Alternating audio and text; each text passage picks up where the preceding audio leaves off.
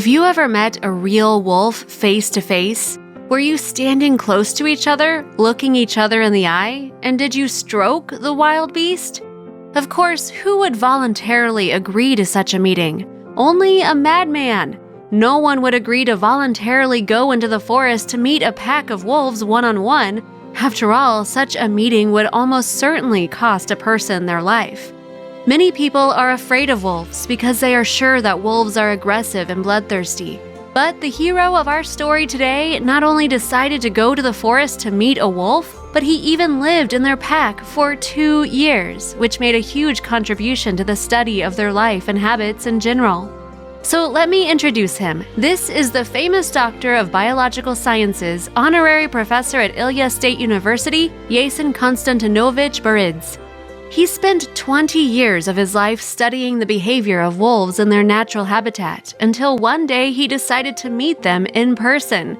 By this act, he wanted to show the whole world that wolves are not so bloodthirsty as they are imagined, that they attack only in case of extreme danger, and with the right attitude are completely harmless to humans.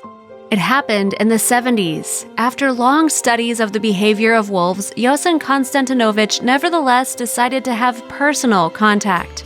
But he understood perfectly well that if you pluck a wolf from its usual habitat, then the experiment would be incomplete, since the wolf would behave unnaturally in the new conditions. So he decided to go to the deep taiga himself and infiltrate a wolf pack. We will tell you today how this turned out. The scientist understood perfectly well that if he suddenly descended upon the wolves in the den, they might not accept him.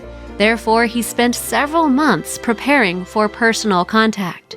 First, he chose a small pack of wolves and began to observe them from afar. He studied all of their paths, which he recorded on his map. He studied where they hunted and what kind of life they led. After that, he decided to accustom the wolves to his scent. To do this, he put on clothes in which he walked for several days so that it was properly saturated with his sweat and smell, and then laid out his clothes on the paths along which the animals he studied walked.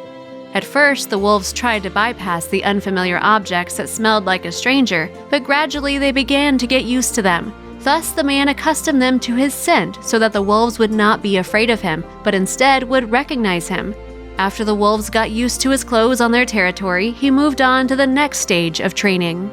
He began to place food along with his clothes. The man regularly brought large pieces of meat into the forest, thus showing that he was sharing his food with them, which meant he was one of them. At first, the wolves took the delicacy offered to them with caution, but gradually, day after day, they got used to the fact that they found food next to his things. Over time, they ran along familiar paths in the hope of finding another piece of tasty meat from the mysterious stranger.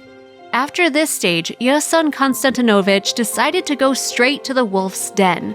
On that day, he put on the clothes in which he had been walking for several days so that the wolves would recognize the familiar scent. He did not take a weapon with him so as not to scare them away with the smell of iron, and he fearlessly entered the forest. When he was approaching the den, the huge leader of the pack jumped out of the dense bushes and bared his fangs.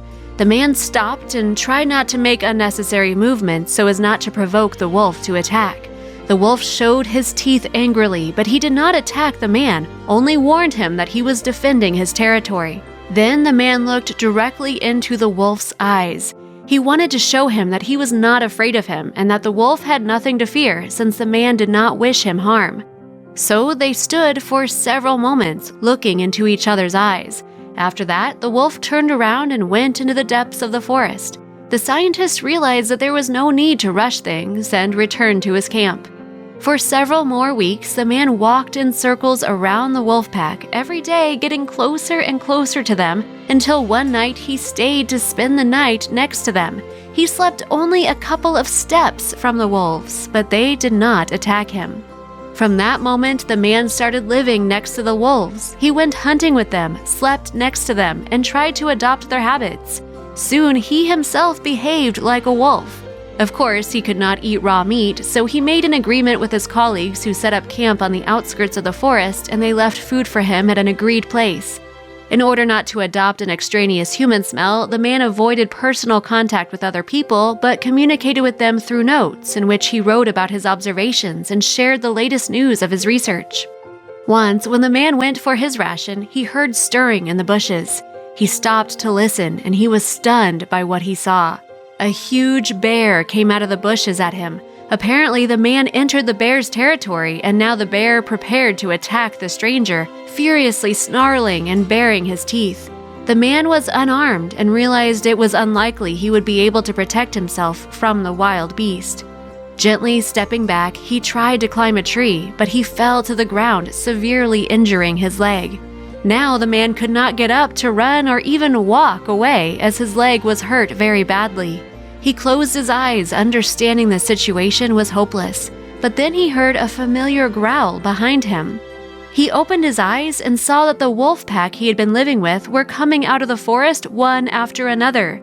The wolves stepped forward, covering the unfortunate man with their bodies, and began to surround the bear, growling at him and baring their fangs, protecting the man from his attack. The bear slowly started moving back from the wolves and then completely disappeared behind the trees. The man could not believe that the wolves had come to his aid, ready to fight a huge bear. He spent the next 3 days in the forest as he could not walk on his own because of his injured leg. What was more surprising was that the wolves brought him meat so that he would not die of hunger since he could not move. By this act, they showed the man that they finally accepted him into their pack, recognizing him as one of their own. Yason Konstantinovich lived next to the wolves in the forest for 2 years. During this time, he studied the habits of these wild animals very closely and even wrote a book about it. During all this time, the wolves never touched him, but on the contrary, protected him, brought him food, and warmed him with their bodies so that he would not freeze on cold taiga nights. By this, the scientists showed the whole world that wolves are able not only to accept a person into their pack, but also to protect them in case of danger.